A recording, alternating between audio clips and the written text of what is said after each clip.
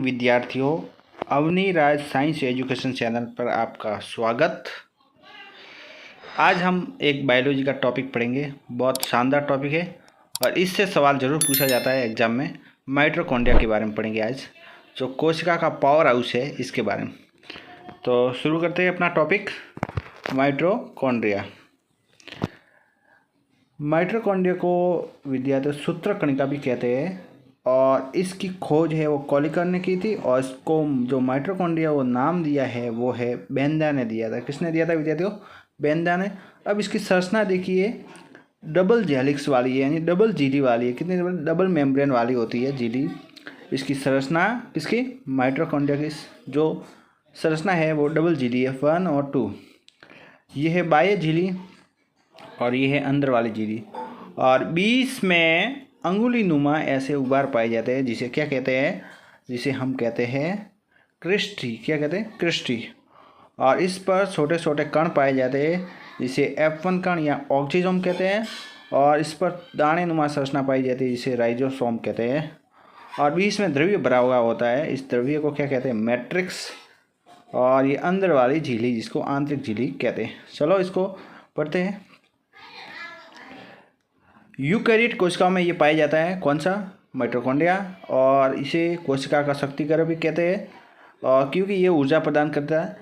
एक ही जीव में विभिन्न प्रकार के कोशिकाओं में माइटोकॉन्ड्रिया अलग अलग होते हैं, यानी एक ही जीव में जो कोशिकाएं अलग अलग होगी तो कोशिकाओं में अलग अलग माइटोकॉन्ड्रिया होते हैं। जिन कोशिकाओं में ऊर्जा की अधिक आवश्यकता होगी तो उसमें माइटोकॉन्ड्रिया की संख्या भी अधिक होगी, यानी जिन कोशिकाओं में ऊर्जा की ज़्यादा होती वो इसमें माइटोकॉन्ड्रिया की संख्या भी अधिक होगी। माइटोकॉन्ड्रिया दोहरी झिल्ली होता है, मैंने अभी बताया आपको।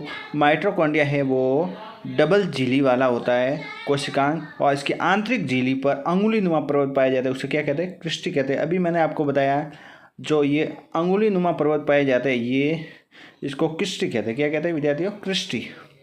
ये प्रश्न पूछा हुआ है, परीक्षा आती है रीड के अंदर प्रश्न पूछा हुआ है, क्रिस्टी किससे कहते हैं? तो ये अंगुली नुमा संरचना माइटोकॉन्ड्रिया होती है, उसे क्रिस्टी कहते हैं। और ये सेकेंड ग्रेड साइंस में भी पूछा गया है कि क्रिस्टी का संबंध किससे है? तो माइटोकॉन्ड्रिया से है। और क्रिस्टी पर असंख्य कण पाए जाते हैं, जिसे F1 कण कहते हैं या ऑक्सीजोम कहते हैं। और ये श्वसन अंग होते हैं। क्या होते हैं? श्वसन अंग, कोशिका के श्वसन अंग। क्रिस्टी के मध्य भाग में अधात्री या मैट्रिक्स पाए जाते हैं। मैट्रिक्स में 65 से 70% तक प्रोटीन होता है और 25% फास्फोलिपिड पाया जाता है और 0.5% क्या होता है? RNA पाया जाता है। किसमें? माइटोकॉन्ड्रिया के मैट्रिक्स के अंदर।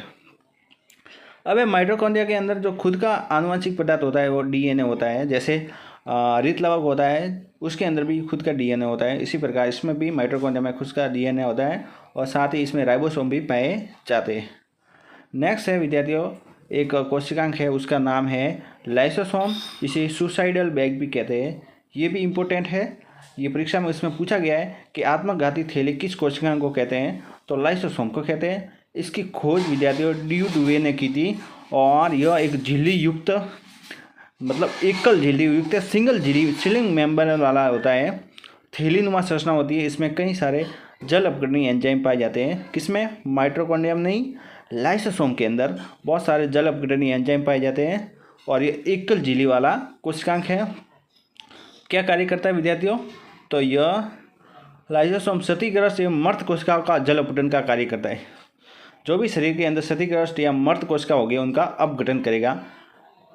इसके बाद इसे आत्मघाती थैली कह देते हैं। क्यों? क्योंकि लाइसोसोम में झिल्ली फटने पर एंजाइम कोशिका का पाचन कर देते हैं। अगर झिल्ली फट रही है तो इसके अंदर पाए जाने वाले हाइड्रोलाइटिक एंजाइम होते हैं जो जल अपघटनकारी, वो कोशिका का पाचन कर देते हैं। इसलिए इसको हम क्या कहते हैं? आत्मघाती थैली कहते हैं। दो इम्पोर्टेंट विद्यार्थियों नोट्स, ये परीक्षा में पूछे हुए नोट्स मैंने आप यहाँ पे इंक्लूड कर दिए ताकि ध्यान रहे। कोशिका झिल्ली या सेल मेम्ब्रेन वो प्रोटीन और फास्फोलिपिड की बनी होती है। किसमें? जंतु के अंदर। और पादप के अंदर जो होती है कोशिका भित्ति होती है विद्यार्थियों। कोशिका भित्ति क्या होती है? कोशिका भित्ति होती है विद्यार्थियों। वो सेलुलोज, हेमीसेलुलोज और पैक्टिन और पॉलीसेकेराइड की बनी होती है। ठीक है विद्यार्थियों, वापस कोशिका झिल्ली किसकी बनी होती है? जंतुओं में प्रोटीन और फास्फोलिपिड की। और पादप के अंदर जो कोशिका भित्ति होती है वो सेलुलोज, हेमीसेलुलोज, पैक्टिन, पॉलीसेकेराइड की बनी होती है। ठीक है विद्यार्थियों, तो आज का ये वीडियो था माइटोकॉन्ड्रिया और लाइसोसोम के ऊपर। अगर आपको वीडियो अच्छा लगा है तो चैनल को सब्सक्राइब करें, लाइक करें, बेल आइकन को दबा के रखें ताकि नए वीडियो की अपडेट आपको समय पर मिलती रहे। इस प्रकार ये NCERT आधारित वीडियो आपके चलते रहेंगे, निःशुल्क एकदम चल रही है। और इस प्रकार हर वीडियो की अपडेट आपको समय पर मिलती रहेंगी। जय हिंद, जय भारत।